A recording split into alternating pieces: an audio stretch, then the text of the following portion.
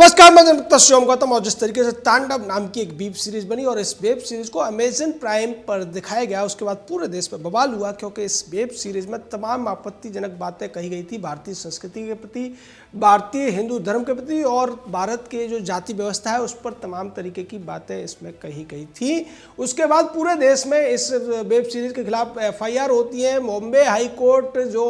इस web series से जुड़े हुए लोग हैं उनको अंतरिम जमानत देता है और अब यही लोग सुप्रीम कोर्ट पहुंच जाते हैं। सुप्रीम कोर्ट में आज सुनवाई हुई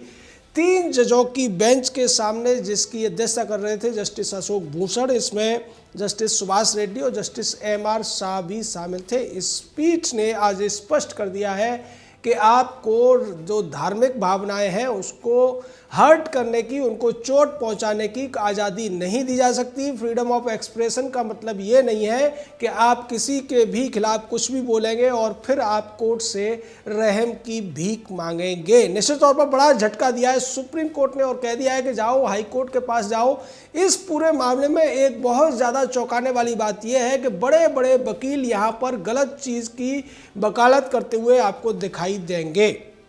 इस पीठ के सामने जो वकील पेश हुए उनमें 2 बड़े नाम हैं। एक है फली एस नरीमन और दूसरे हैं मुकुल रोहतगी, जिनके बारे में लोगों की पहले बहुत अच्छी राय थी, लेकिन यहाँ पर मुकुल रोहतगी पैसे के लिए अमेजन प्राइम का बचाव करते हुए दिख रहे हैं और वो ये कह रहे हैं कि आजकल भारत में लोगों के सेंटीमेंट हर चीज़ से आहत हो जाते हैं और वो किसी के भी खिलाफ FIR कर देते हैं, जबकि इससे उनका कोई लेना देना नहीं है। ऐसी ही बातें फली एस नरीमन ने भी कही और फली एस नरीमन अगर आपको देखा जाए तो एक अल्पसंख्यक समुदाय से आते हैं, उसके बावजूद वो ऐसी बातें कहते हैं तो आप समझ सकते हैं कि वकीलों के लिए सिर्फ और सिर्फ पैसा और उनका क्लाइंट ही सब कुछ होता है। आज यही सब कुछ, चाहे फली एस नरीमन हो, मुकुल रोहतगी हो, सिद्धार्थ अग्रवाल हो या फिर दूसरे सिद्धार्थ हो, इन चारों वकीलों ने दिखाने की कोशिश की, लेकिन 3 जजों की बेंच ने इनकी तमाम जो कुतर्क थे, तमाम जो दलीलें थी, तमाम जो बेकार की बातें थी,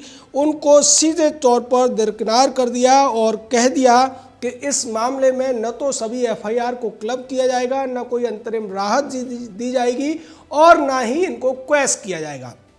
आपने जो कुछ किया है उसको पुलिस जांच करेगी और उसके बाद आप कंसर्न हाई कोर्ट जा सकते हैं या कंसर्न कोर्ट जा सकते हैं, वहां से जमानत ले सकते हैं। लेकिन यहाँ पर आर्टिकल 32 के तहत आपको कोई राहत नहीं मिलने वाली है और ना ही CRPC की धारा 482 के तहत हम कोई राहत देने वाले हैं। इसको लेकर इन बड़े बड़े वकीलों ने तमाम केसेस के उदाहरण भी दिए। अर्नब गोस्वामी के केस का उदाहरण दिया, अमीश देवगन के केस का उदाहरण दिया, लेकिन वो सारी दलीलें बेकार चली गई और ये जो पूरी टीम थी जिसकी तरफ से ये वकालत करते हुए नजर आ रहे थे, चाहे अमेजन हो या पिटिशनर है जो निर्माता निर्देशक हैं, उनकी तरफ से हिमांशु मेहरा हो या डायरेक्टर अली अब्बास जफर हो, गौरव सोलंकी जो राइटर है, या फिर मोहम्मद जीशान अयूब या सैफ अली जैसे एक्टर हों, इन्होंने जो दलीलें देने की कोशिश की थी वो सारी बेकार चली गई। सिद्धार्थ अग्रवाल ने यह कहने की कोशिश की कि जीशान अली तो एक एक्टर है और जीशान अयूब एक्टिंग कर रहा है स्क्रिप्ट के आधार पर, इसलिए उसका इस पूरे मामले में कोई जवाबदेही नहीं बनती है। जिस पर जस्टिस MR शाह ने सवाल पूछा कि जब आप कोई स्क्रिप्ट लेते हैं उसको पहले पढ़ते हैं और अगर उसमें कुछ भी आपत्तिजनक है, पढ़ने के बाद भी अगर आप उसको एक्ट करते हैं, निश्चित तौर पर आप जवाबदेही से नहीं बच सकते हैं। सीधे तौर पर यहाँ पर जो एक्टर अब तक बचते आए थे वो कह देते थे कि कहानी का हिस्सा था, डायलॉग तो स्क्रिप्ट राइटर ने लिखे थे, प्रोड्यूसर ने फिल्म बनाई थी, डायरेक्टर ने डायरेक्शन किया था, मेरा क्या लेना देना है। लेकिन यहाँ इस केस में जो टिप्पणी सुप्रीम कोर्ट की आई है उसके हिसाब से अब सभी की जवाबदेही बनती है और इस जवाबदेही से ये लोग नहीं बच सकते हैं। इसको लेकर फली एस नरीमन ने यह कहना चाहा कि देखिए 5 दिन के भीतर 7 FIR दर्ज हो चुकी है। अगर इन सभी FIR की जो फहरिस्त है उसको नहीं रोका गया, इनको अगर क्लब नहीं किया गया तो पूरे देश में इनके खिलाफ FIR होने लगेगी। लेकिन ये लोग भूल जाते हैं कि जब इनके क्लाइंट इस तरीके के अपराध करते हैं तब वो किसी वकील से सलाह क्यों नहीं लेते हैं। तब फली एस नरीमन, मुकुल रोहतगी जैसे वकील इन सब को या सिद्धार्थ लूथरा जैसे वकील इनको सलाह क्यों नहीं देते हैं कि आप अगर किसी के रिलीजियस सेंटिमेंट को हर्ट करेंगे तो आपके खिलाफ केस हो सकता है। यहाँ पर यह भी मुद्दा बनाया गया कि आईटी एक्ट की धारा 66 और 67 क्यों लगाई गई है, जबकि उनमें तो दूसरा चीज़ होता है, कंटेंट को तोड़ने मरोड़ने की बात होती है, कंप्यूटर रिकॉर्ड को बदलने की बात होती है। ये सारी चीज़ें टेक्निकलिटी बताने की कोशिश की गई और ये कहा गया कि ये जो एफआईआर हुई है बेकार हुई है, क्योंकि पहले ही जो पूरी की पूरी टीम है इस वेब सीरीज़ को बनाने वाली और ओटीटी प्लेटफॉर्म, इन्होंने उन कंटेंट को हटा दिया है जिनको लेकर आपत्तियां थी और इसको लेकर कोर्ट ने कहा कि तो फिर आप पुलिस के पास जाइए और पुलिस अगर माफ़ीनामे के आधार पर एफआईआर क्वेश करती है तो वो अलग बात है, लेकिन हम आपको कोई राहत नहीं देने वाले हैं। हम किसी भी व्यक्ति को धर्म के खिलाफ अपमानजनक टिप्पणियां करने या धार्मिक भावनाओं को आहत करने की छूट नहीं दे सकते। ये सुप्रीम कोर्ट के आज के इस निर्णय का लबो-लुबाब है, सार है, या फिर आप कह सकते हैं कि उसका उद्देश्य साफ तौर पे है कि संविधान में जो मौलिक अधिकार दिए गए हैं उनके ऊपर भी कुछ रिस्ट्रिक्शंस लगाए गए हैं और फ्रीडम ऑफ स्पीच का जो मौलिक अधिकार है वो पूरी तरीके से खुला नहीं है। आप कुछ भी कह के, किसी को भी गाली देके, किसी को भी अपमानित करके या किसी के ऊपर भी मजाक बनाकर बच नहीं सकते हैं, चाहे आपके पास में इतना पैसा हो कि आप फली एस नरीमन जैसे वकील को खरीद लें या मुकुल रोहतगी जैसे वकील को खरीद लें, सिद्धार्थ लूथरा जैसे वकील को खरीद लें या सिद्धार्थ अग्रवाल जैसे वकील को खरीद लें, लेकिन अपराध अगर आपने किया है तो आप बच नहीं पाएंगे। आज इस बेंच ने स्पष्ट कर दिया है। इस पूरे मामले में बॉम्बे हाई कोर्ट ने एक बहुत ज़्यादा उतावला निर्णय लिया था और इन सभी लोगों को 3 हफ्ते के लिए एक तरीके से राहत दे दी थी। यहाँ बार बार यही बात उठाने की कोशिश की गई कि अगर कोर्ट इनको राहत नहीं दे रहा है तो कम से कम इनके खिलाफ पुलिस का जो गिरफ्तारी है उससे राहत दे दे, इन सभी एफआईआर को क्लब कर दे। ये लोग किन किन स्टेट में जाएंगे, कहाँ कहाँ जाके दलीलें देंगे, कहाँ कहाँ जाके वकील करेंगे, और ऐसा कहने से पहले ये वकील और इनके क्लाइंट ये भूल गए कि अगर कोई वेब सीरीज बनती है, पूरे देश में देखी जाती है, जिसकी जनसंख्या करोड़ों में है, अगर करोड़ों लोगों में से करोड़ों लाख लोगों की भी या 10 लोगों की भी भावनाएं आहत होंगी तो उन्हें उन जगहों पर जाना ही पड़ेगा। नहीं तो उन्हें ऐसा करने से पहले सोचना चाहिए। जिस तरीके से भगवान शिव का अपमान किया गया, जीशान अयूब नाम का ये मजहबी व्यक्ति जब भगवान शिव पर एक्टिंग कर रहा है तो उसे समझना चाहिए कि अगर वो कुछ भी बोलेगा तो उससे धार्मिक भावनाएं भड़केंगी ही। और जिस तरीके का मजाक बनाया गया, जेएनयू के मुद्दे को जबरदस्ती घुसाने की कोशिश की गई,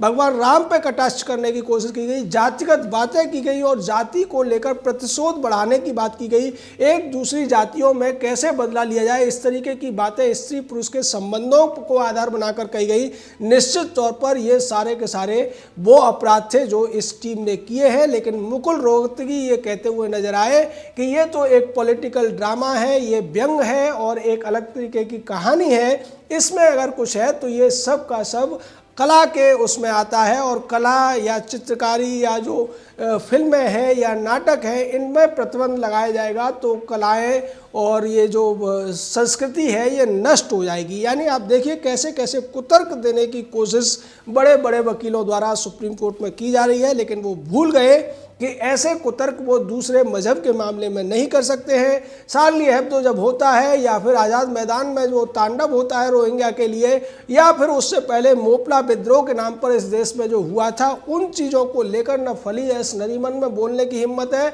और ना ही मुकुल रोहतगी में।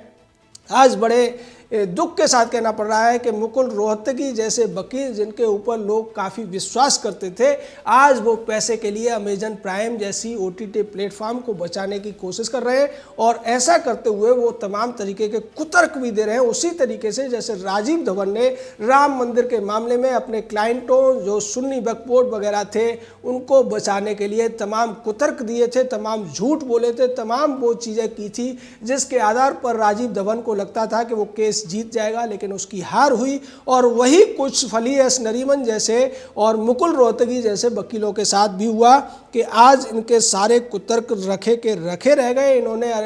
अमीश देवगन का केस उठाया और ये कहा कि वहाँ भी 7 जगह एफआईआर हुई थी, उनको क्लब किया गया था। अर्नब गोस्वामी के मामले में भी ये हुआ था। कोर्ट ने स्पष्ट कर दिया है कि वो मामले अलग थे, ये मामला अलग है, वहाँ स्थिति दूसरी थी, यहाँ स्थिति दूसरी है। और आप अगर ये सोचते हो कि माफ़ी मांगने से आपका अपराध खत्म हो गया तो आप पुलिस के पास जाकर ये बात रखिए। और इसको लेकर पहले ही जिन लोगों ने शिकायत की है वो पहले ही स्पष्ट कर चुके हैं कि इस मामले में माफ़ी से कुछ नहीं होने वाला है। अपराध हुआ है और अगर इन्होंने कंटेंट हटा भी दिया है, अगर इन्होंने उसको बदल भी दिया है, उसके बावजूद चूंकि ये अपराध कर चुके हैं इसलिए अब ये बच नहीं सकते। जैसे कोई व्यक्ति किसी को जान से मारने की धमकी दे दे और बाद में कहे कि मैं माफ़ी मांग लेता हूं, तो जान से मारने की धमकी का मामला इतनी जल्दी समाप्त नहीं हो जाता है। ये एक क्रिमिनल ऑफेंस है। ये जो धाराएं लगाई गई हैं उसके तहत ही इनके ऊपर कार्रवाई होगी और धाराएं बेहद जघन्य लगाई गई हैं, इसलिए इन लोगों का बच पाना अब इस पूरे मामले में बेहद मुश्किल नज़र आ रहा है।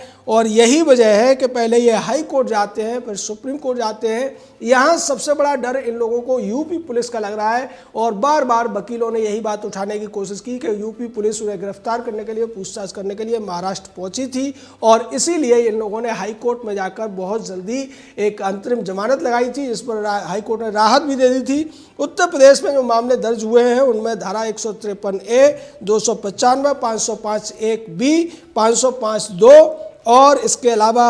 जो आईटी एक्ट की धाराएं हैं 66 और 66F और 67 इसमें लगाई गई हैं। इसके अलावा जो दूसरे मामले हैं उनमें भी धाराएं जघन्य लगी हैं। इसी वजह से आज ये पूरी की पूरी टीम बड़े बड़े वकीलों के माध्यम से